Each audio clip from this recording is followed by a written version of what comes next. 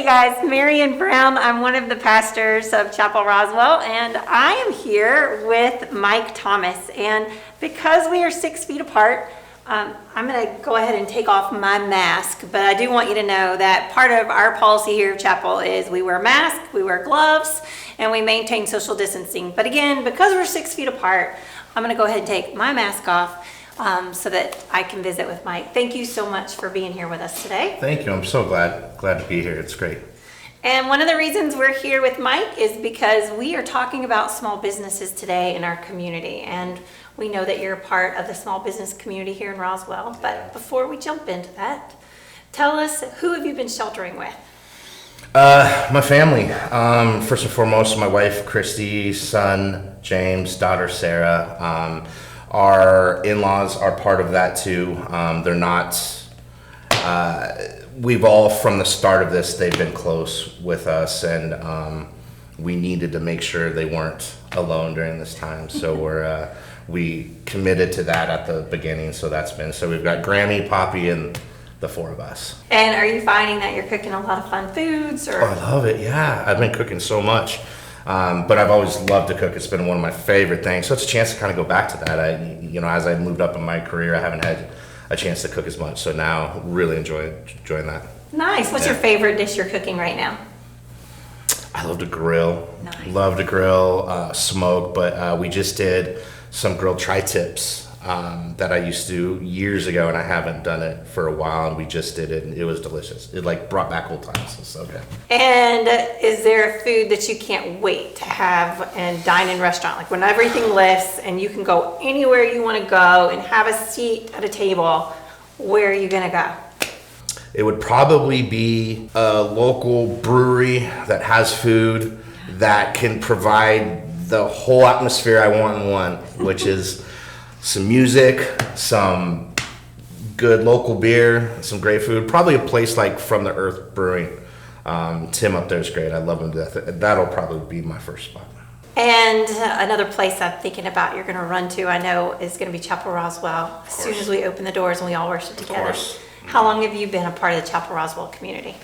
We moved here to Roswell in 2015. The summer of 2015, it took us probably about 6 months to find you guys. Mm-hmm. It was still a first, I believe it was the first year that Chapel had established itself here through RUMC, and we found you guys actually through Facebook, I think. We started to come, I want to say it's probably the very beginning of 2016, mm-hmm. And then we became members that year, I think. Had both of our kids baptized here nice. A couple of years ago, and it's been a while since we've been able to come in here, so it's nice. Tell us a little bit about your small business. Yeah. I do quite things. First of all, I'm a restaurant guy. That's what I've been doing. I started off, funny story, I was 14, 15 years old, and I came home from school. My dad called me, and he said, what are you doing now? And I said, I don't know, I'm going to go ride my bike to a friend's house or something. And he said, no, I need you to go over to Rick's. He owns a restaurant in town there. This was back in Nevada.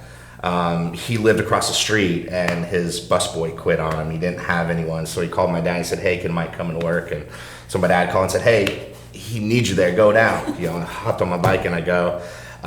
Literally 25, 30 years later now, that's just what I do. It wasn't the plan. I've loved to cook, I loved food, and I got to the atmosphere of a restaurant, and it fits for some, it doesn't fit for all, and it fit for me. Like, I really enjoyed the energy, the ability to serve and help others, and what I love to do is cook and create meals and food. So to create a meal and then have them eat it and enjoy it, that's like one of the rewards for me. So I'm a restaurant guy. I've worked all the way from busboy all the way up to a district manager for a large chain, wore a suit every day. And so I was able to learn all those aspects. And then I turned 40, and my wife and I had always had the plans to go venture out on our own, do our own thing, be entrepreneurs, and get out there and do that. I'd worked a lot in pizza. I love pizza. Pizza's good food cost. It's a great way to really get into it. People love it.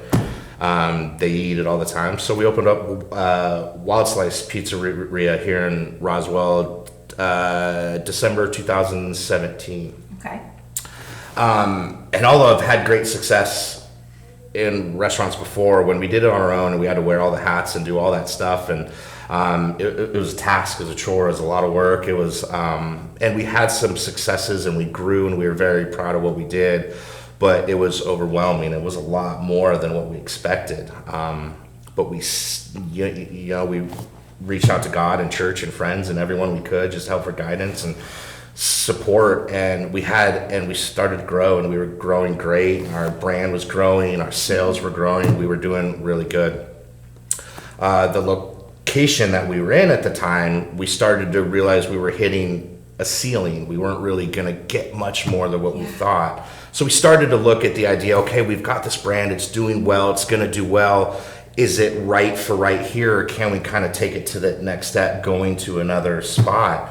And so we did, and so we started to talk to the landlord and the property manager and talk about what we had to do to make sure that Wild Slice can keep its growth going. And in a weird, unexpected conversation, the landlord offered us to get out of the lease, just to step away, and that's really unheard of when it comes to businesses. And it kind of felt like, well, that's strange, but okay, now we need to look at this. Is this our chance to go on to the next thing, the next phase of what this is? And long story short, so we took it, we prayed on it, we decided to go with it, and we were, the plans were to close up at the end of February and look into that next spot and start negotiations on that.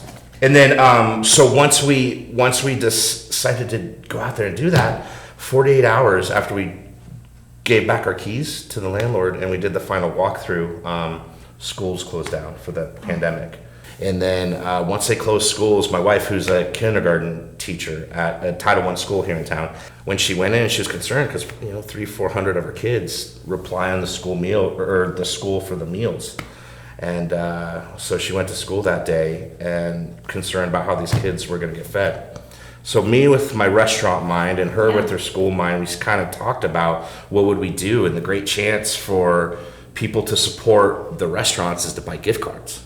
So we said, okay, well, if we could convince them to buy gift cards, and then we could take those funds and provide meals for the kids. We just need to find some volunteers who could help us pick up the meals and take them to the drops. And it kind of spurred us as an idea just to see if it could work to help feed a few.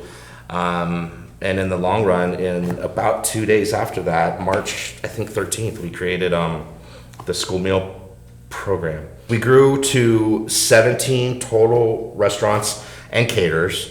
In the 8 weeks, we generated $50,000, probably a little bit more, but that's a nice round, $50,000 in revenue for the restaurants who really need it right now because they're struggling. And then what we did is we just funneled that into meals where the restaurants would prepare the meals, and we'd go take them to drops. And so far, it's been 10,000 meals. So the restaurant guy that started off as a busboy, who loves to create meals, somehow you have found your place in creating over 10,000 meals to these kids in a span of 8 weeks. That's incredible. It's really mind-blowing. Yeah. But it only occurred because the support of everyone. I haven't had to try too hard to find the support in a way that I say that the spirit for the community and everyone now trying to do everything they can to help. It's the success that we've had is because of that. So can you talk a little bit more about just the ways that God is showing you this community in new ways? Like, where are you seeing God in all of this? Or are you having those spirit moments where things are just coming together? I was telling a friend not too long ago that this time in my life right now is the biggest experience that I've had with God. Actually speak to me, touch me, give me direction, tell me this is what I need you to do right now. I haven't experienced it as much as I have right now with this. And as I look back, I'm very much in faith and belief that there's this way back here, we need to get this done way back here because it's going to lead to where you need to be at this time. And as I look back to when we started Wild Slice and why we did start it, to serve and bring value to the community that we're in and to meet the connections that I've made and do all that kind of stuff, it's led me to this point. So very much the Spirit of God has guided me to say, this is the work that we need you to do. Is there a particular scripture that you think about during this time, or one that has Yeah, I've actually thought about that as we started to talk about doing this, and specifically as I looked more into it, Hebrews 4:16. Let us then with confidence draw near to the throne of grace, that we may receive mercy and find grace to help in the time of need. So you brought your restaurant community with you from one part of the United States into this part of the United States, only to continue your work, listening with confidence, to feed over 10,000 people. Yeah. I hope you're able to see what you've done and the amazing work that God's doing through you. Thank you. What's the name of the nonprofit? Well, it's not really official yet, but we call it the School Meal Program. Okay. That was just basically the working title that we needed to call it something. So we started a Facebook group page called the School Meal Program on Facebook, and it's public group page. It's just there to follow along. We take pictures of the restaurants, we share for them. We try to generate, if they put out a Mother's Day menu, we'll share that with our group. We'll help to do that. It's a great way to kind of follow along. We've been blessed with some great articles in the paper and stuff like that to help share. So we share all that there. It's a good hub to do it. But because we started it, March 13th was the first real official. We haven't established anything yet, but it has gotten to the point where we feel like we owe it ourselves, because of the momentum we've had and the success we've had, to look into what that would take, and the support that we've got from the community out there as far as support to help make that happen. I think is just more of God's work saying, here, I need an attorney to find a way to start an official nonprofit. We don't have funds to do that, and all of a sudden I get a menu or an email from someone in town that says, I would like to offer my services pro bono. I think your cause is great. Please let me know if I can help. The name might change, I guess, but what we have it right now is just a school meal program. Hearing your story, it makes me think of Acts. So I'm going to read you a portion of Acts, because we talk about people in the community coming together and giving what they can to feed people. And that's actually scriptural. It's Acts 2, verses 43 through 47. All came upon everyone, because many wonders and signs were being done by the apostles. All who believed were together, and they had all things in common. They would sell their possessions and goods and distribute the proceeds to all as any had need.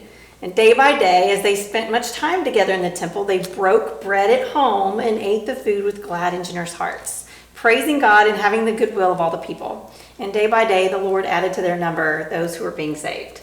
So to me, this program that you have is very scriptural, because restaurants and businesses are coming together in our community and selling all things and being a part of feeding others. The breaking of the bread right here with glad and generous hearts is what you're allowing multiple people in our community to do who wouldn't be able to do it. So we thank you for that. Thank you for that. I don't know if you could tell, but that gave me goosebumps. Just it connected. You're holding all things in common, which those are the Acts of the First Disciples. And so I am thankful that we can do that with you. Thank you.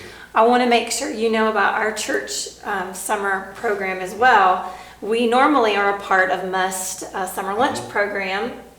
We're the North Fulton hub, and we give out tons of these bagged lunches. And now, because of COVID-19, we're having to change our model a little bit. Yeah. And so the exciting part is we start June 1st. Our church in community with our Fulton County schools and our partners, our Must Ministry partners still with us in this. We reached out to our 3 elementary schools, Esther Jackson that you talked to, Mimosa and Vickery Mill. Wonderful. And once a week, those families can come Monday night and just have groceries.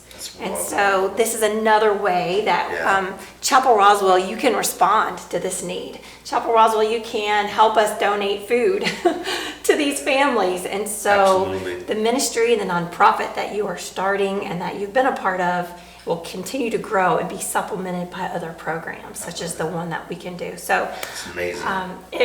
it really is. And so there are lots of ways to be a part of our summer grocery program, what we're calling it. You can donate specific food items that will go in the bag. And you can also sponsor monetarily. You can make a donation to go toward the food. And we're thinking it's going to be about $40 per week for family. That's not a lot of money when you think about handing somebody groceries. Is there anything else that you need to say? It's being recorded on camera. What do you need to tell the world? Schoolmealprogram.org is a place where if you want to see what restaurants are on the program itself, who is feeding our kids. Yeah. We talk about the schedule. There's great pictures and stuff where you could see the volunteers and the families who were helping out there. So, well, I think that gathering around a table is always important. Kind of like what you said at the beginning. yeah. You can't wait to just have that whole experience back together at the table with Absolutely. everything. And so I look forward to that time that we Me can too. do that. Thank you. Thank you very much. Thank you.